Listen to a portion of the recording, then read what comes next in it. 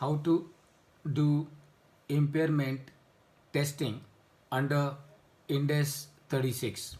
So, number one, what you do, you ask a question to yourself: is there any indication of impairment at each reporting date? तो ये पहला सवाल है जो आपको पूछना है अपने आप से कि क्या कोई इंडिकेशन है जिससे ऐसा मालूम पड़े कि इम्पेयरमेंट है. सो पहला आपका ये हो सकता है कि you get an answer that there is no such indication.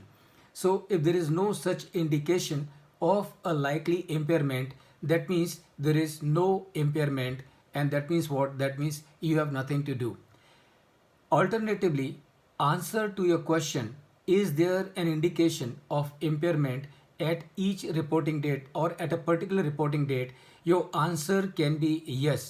So if your answer is yes, कि yes, there is an indicator of a likely impairment in respect of an asset on the annual reporting date. अगर उसका answer आपका yes आता है तो you have to ask another question to yourself, and that question is: can asset be assessed individually? क्या ये जो asset जिसके बारे में हम बोल रहे हैं कि इम्पेयरमेंट हो गया है ऐसा लगता है, क्या वो एसेट इंडिपेंडेंटली असेस करी जा सकती है? That means is that asset is capable of independently generating cash flow? That is the question that you need to ask. So if the answer to this question, if you get yes, that means now what you do, that means it is an asset about which you think that there is a likely impairment. So you need to estimate the recoverable amount. And what is the recoverable amount? The recoverable amount is the higher of realizable value and the value in use. So recoverable amount का मतलब क्या है? Recoverable amount का मतलब है higher of the two. Which two? The first one value in use and second one is the realizable value. So ये दोनों में से जो भी high होगा, that is the estimated recoverable amount. Now you have to ask another question: is the recoverable amount less than the carrying amount? Now basically, if you can realize that what we are discussing based on this chart is what we have broadly already understood. So is the recoverable amount less than the carrying amount? If answer is yes, that means there is an impairment. Recognize that impairment loss and disclose in your financial statements. That is what you will need to do.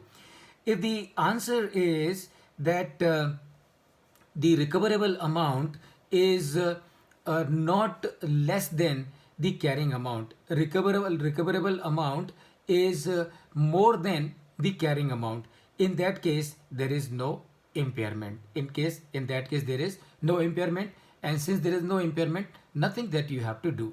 Now coming back to the top question, in case the question that is, can asset be assessed individually? तो हमने क्या देखा? हमने देखा कि उसके दो answer हो सकते हैं. उसका पहला आंसर क्या हो सकता है? उसका पहला आंसर हो सकता है कि yes, that is the asset can be assessed individually. तो आपने उसको उस एसेट को अलग से उसका इम्पेयरमेंट टेस्टिंग कर ली. और उसका दूसरा आंसर हो सकता है asset cannot be assessed independently. That is the answer. So in that case, what you will need to do, you will need to identify a CGU.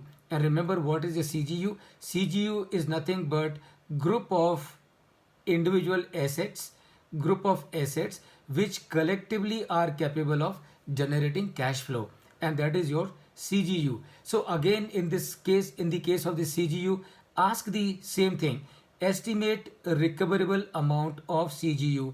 यानी कि वो जो कैश जनरेटिंग यूनिट है उसकी रिकवरेबल अमाउंट को मालूम करिए. और याद रखिए, रिकवरेबल अमाउंट का मतलब क्या है?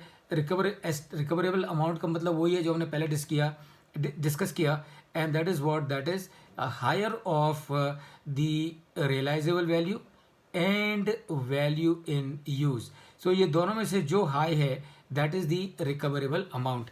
अब नेक्स्ट क्वेश्चन पूछिए: is there is the recoverable amount less than the carrying amount, यानी कि आपकी रिकवरेबल जो अमाउंट है, is it less than the carrying amount.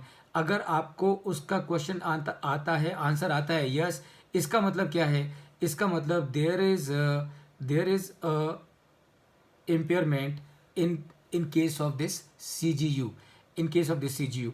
और that means what, that means वो जो impairment है आप उसको आपकी बुक्स में रिकॉग्नाइज करिए और उसको डिस्क्लोज करिए, और अगर उसका आंसर आता है no, that means there is no impairment and that means nothing that you have to do. So this, friends, is the entire process of impairment testing, finding out whether there is an impairment in respect of a particular individual asset or in respect of a particular CGU, cash generating unit.